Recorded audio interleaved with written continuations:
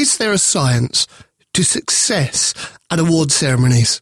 You often see the same people winning awards. Is that because they are good at creating great content, or they're good at entering awards? The answer is both. How to Enter and Win Awards, episode 13 of Radio Skills for Podcasters. Learn the secrets of the radio industry. Create powerful podcasts. Powerful podcasts. Hello, I'm Kevin Field, your host of Radio Skills for Podcasters. I share my hints, tips, and skills gained from a career in the radio industry within this podcast right here. There are other episodes in Series 1. They include unleashing the power of the presenter and interview skills and much more besides.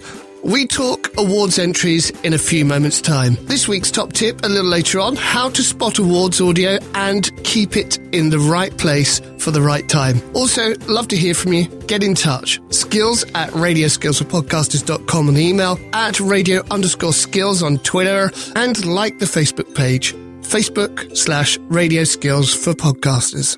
This is Radio Skills for Podcasters.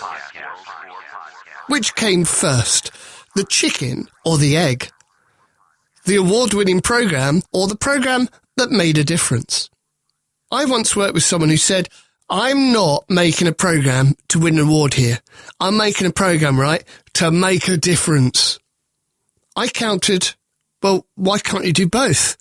I have no issue if someone is creating a program and they have in mind to enter that program into an awards event. Really no problem with that. It means they're creating content that makes an impact, that makes a difference. And it means that they're focused on creating great content anyway. So the point is, if they're creating something that's great, then there is a potential for it to go into awards. It's very rare that rubbish wins an award. I've been a judge for several awards. Mind Media Awards. Mind organises the Mind Media Awards to reward media professionals, organisations and students who report responsibly and sensitively on mental health issues. I shortlist for those awards. My job is to listen, watch or read, depending on the category I'm in, and narrow it down so the potential list of winners is there for the judges to listen through. As a judge, I've been involved in several other award schemes too, including the UK Podcast Awards. I'm also lucky enough to have been on the other end of winning awards for my work in radio and as a social entrepreneur. I've created awards entries with, for, and on behalf of many people. I'm proud to say that I've got a fairly good strike rate. Now that's because I've been working with some really good content, really good audio. And I have a formula that I use for entering an awards. And I'm about to share that with you. And hopefully you can make use of that formula for your podcast when you enter it into an audio award where you're up against perhaps traditional media and others who you may think, actually, I don't know if I win this. They're as good as me. Am I as good as them? So let's share my rules of entering awards with you. First, choose the right category. In fact, I'd go as far as saying choose the right awards. There's no point entering a category or an award scheme that doesn't link to your content. Remember, there's context in content. In other words, your content is contextually right and it's doing what it should do and you've got people listening, loving it, they're engaged, and it makes a difference. That's what I mean by choosing the right category or even the right award scheme. It's got to be right for your podcast. Select exceptional audio. In the top tip this week, I talk about how to grab that exceptional audio. But what makes exceptional audio? You need to know that your competition, the majority of them, will enter exceptional content. Often, it's ambitious, creative, new, unique, and stands out from the crowd. That's what makes exceptional audio. So you've got to think when you're putting your entry together, is yours that? Choose audio that gets judges talking. Most quality awards have judging panels. They'll debate and discuss the best entries. This is what often happens with me when I'm a judge or if I'm a shortlister. We'll get together and talk through the entries that have been put in. So our first listen, though, I'm listening back to your content on my own. If you provide a judge with content they would want to talk about with each other, then perhaps you're onto a winner. Again, this is like creating your podcast. You're thinking listener. This time, though, your listener is the judge. So what will they be listening out for? Think, what's the story? And why should I or we win this year? Is there something big you've had an impact on with your podcast? Is it a game changer? Have you changed something that people are doing? Is there something amazing that you've done for your community? What is the narrative for the judge that's listening to your award entry? Why should they care about your entry? Grab my attention right from the start. Hook the judge. Pull me in from the beginning. As an awards judge, I get tons of entries in my category that I have to listen through. I sit with them, all of them, and I scan through every single one. I get the list. There's the entry detail there as well. I listen to the first 30 seconds. Actually, sometimes not even that long. A friend of mine who was a judge for the UK Radio Academy Awards said that just after 10 seconds, he knew which he would go back and listen a bit more to. Now, perhaps you can think that's a bit unforgivable because 10 seconds, well, it's not that long, is it? But if you put your powerful audio right at the start, that's really important. Get my attention right from the beginning. You have more chance of me continuing to listen. Work in the rules of entry. Obviously, you need to observe the rules of entry. However, things do not have to be linear for most awards entries. I've only ever entered one piece into a major award that was right from the start of the piece and to the end of the piece. So they said, I think from recollection, they wanted 20 minutes of audio. Well, the program itself was 20 minutes long, and it was powerful right from the beginning.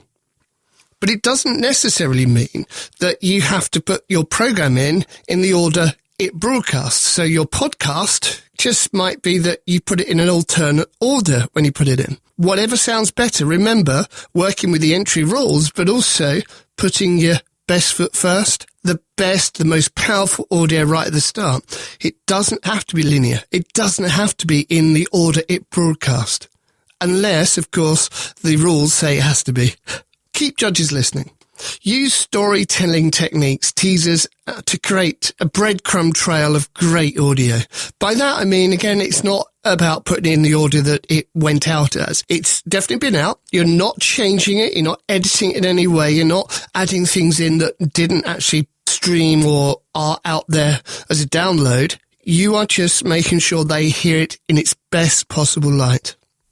Also listen to and share entries. If you're a part of a mastermind group, then get them involved. Imagine them as your very own judges.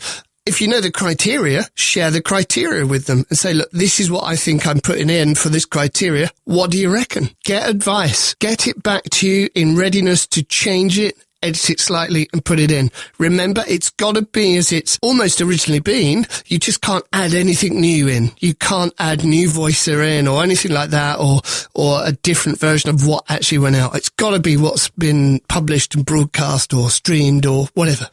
Make your entry as self-contained as you possibly can. Now, what I mean by this is that you may be entering a write-up alongside the audio piece that explains how, why, what, where, and when of your content. Now, when I listen back, I rarely have the first opportunity to look at that write-up. It's there, but I tend not to grab that straight away. I always, on the first run through, either watch the piece, read the piece, listen to the piece. Therefore, make sure your content is self-explanatory, that your audio, for example, as a podcaster, stands up on its own. So what do you do after you've created your audio submission?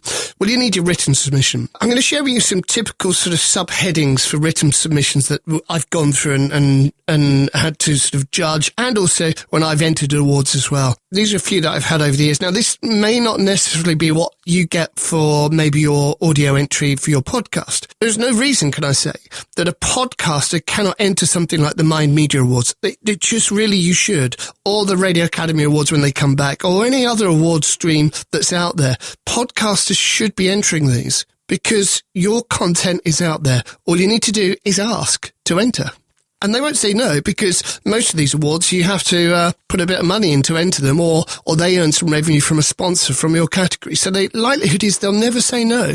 So always ask. Anyway, back to this point.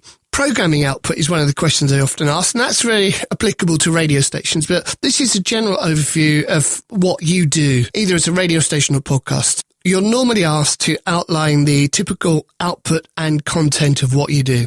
Aim, objectives, and target audience is one that I often get asked. Clearly, you need to state why you exist. It's the what, where, when, how, and why of your target listener and what you're doing for that target listener. What's your aim and objective of what you do?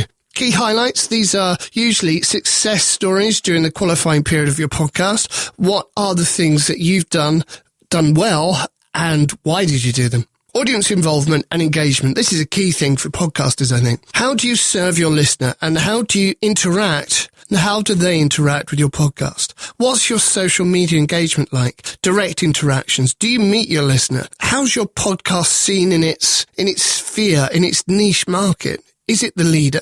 Is it number 2, but does better than number 1?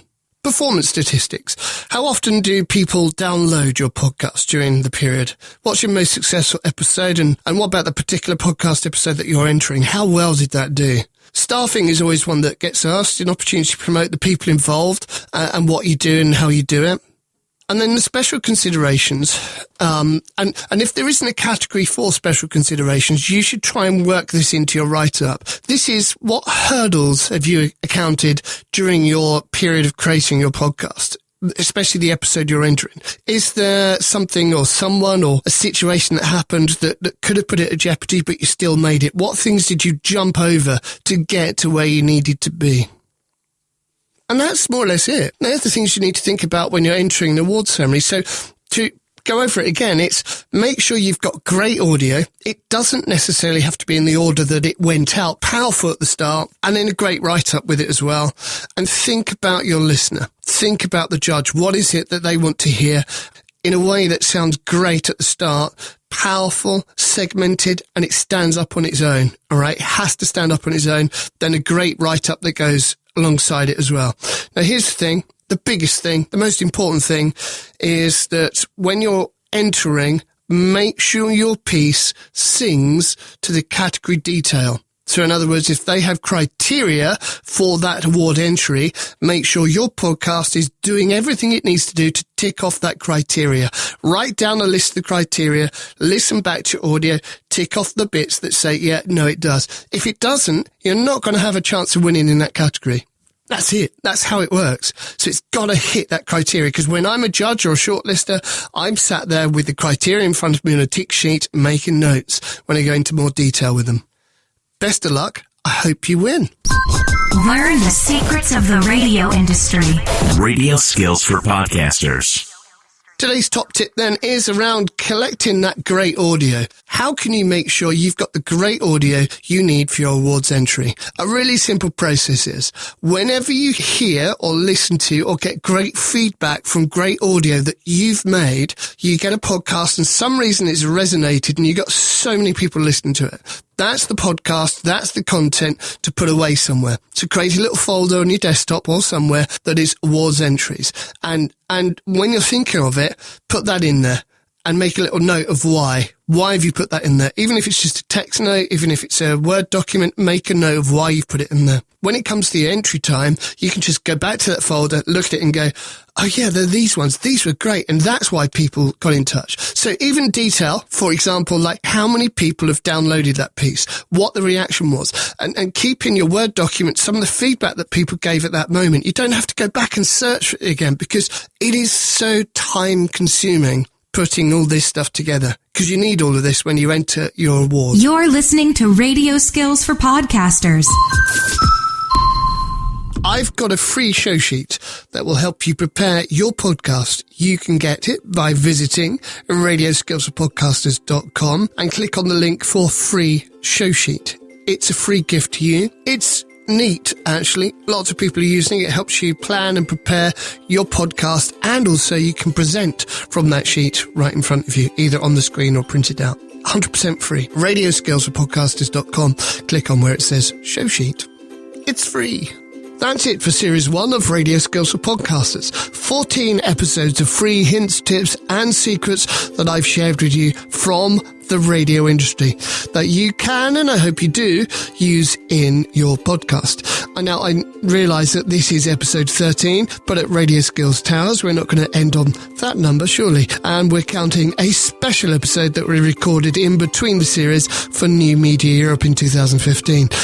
It was about on-location recording in the series. And also, I'm just lazy to go back and renumber and revoice the whole lot. Anyway, I'll continue creating episodes of The Edge, Radio Skills for Podcasters. The Edge, the bit that goes around the outside as I prepare for Series 2. The Edge also looks around the outside of the podcasting industry, answering any questions that may come up from time to time. Radio Skills for Podcasters. Series 2 will be interview-based, where I talk to people, podcasters, who have been there and done it. Radio people who are willing to share their knowledge, and someone just like you.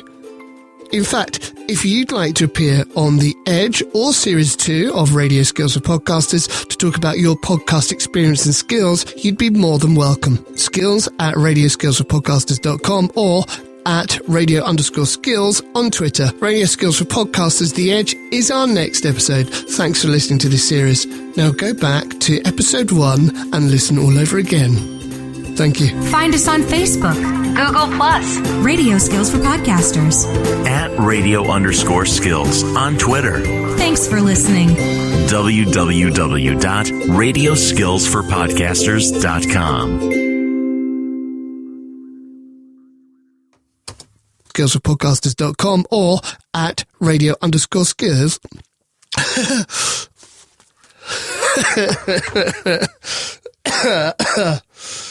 Excuse the cold.